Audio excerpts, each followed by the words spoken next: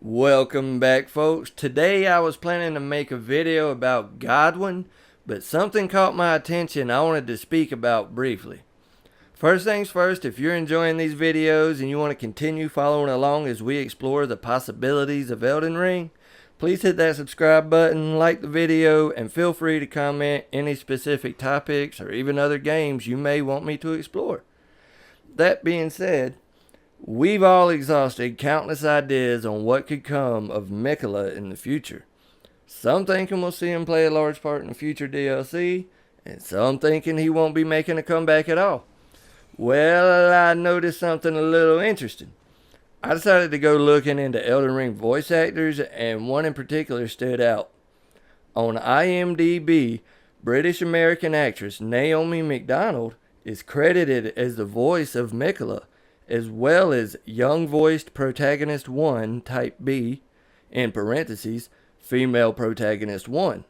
So simply put, she is listed as both the voice of a young female protagonist and Miquellas, which is extremely interesting given what I've talked about in the other videos, the cut dialogue of the NPC confirming that Miquellas is Saint Trina, as well as the description of the sword of Saint Trina that says, some say she is a comely young girl, others are sure she is a boy.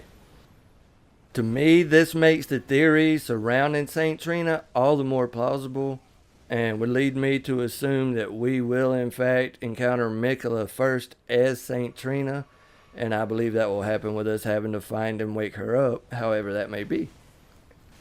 Now obviously my first thought was to look into all the other female NPCs, but of course that was quickly thrown out as they are all credited to their own voice actors. I can't find any dialogue from unnamed female NPCs, which just tells me this character is yet to be added, and I predict that we will see them in an update or DLC later on.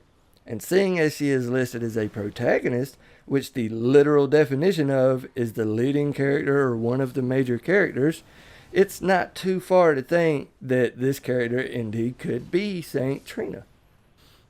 And with FromSoft transitioning to open world and bringing in a writer with the reputation that George R.R. Martin has, I'm excited to see what they may do differently approaching a DLC, especially with so many possibilities left hanging and such major, powerful characters unaccounted for.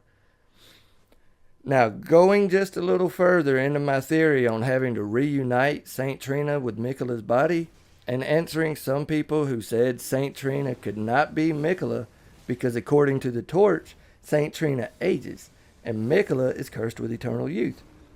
But what if that is why they split?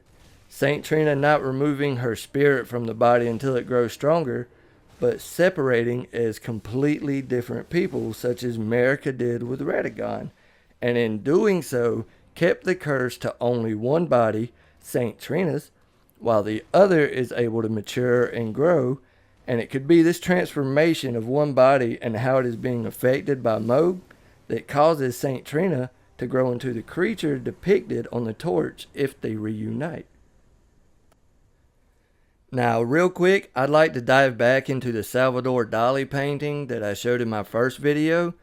A particularly interested viewer has pointed out some very interesting similarities beyond just the egg.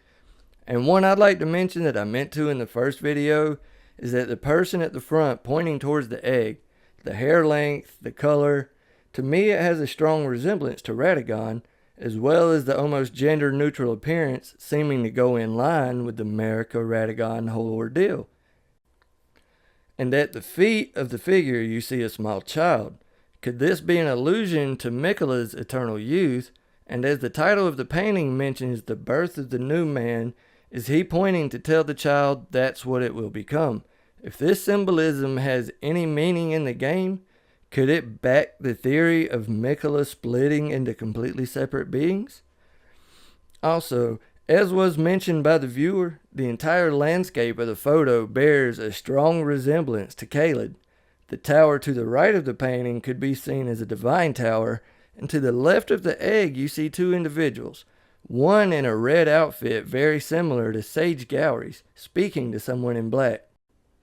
And oddly enough, if you go to the location in Caelid on the spot where the cocoon is and look northish, to the right you can see a divine tower.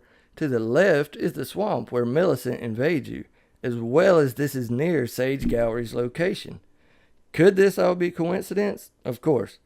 Could it be some inspiration was gained from this painting? Definitely.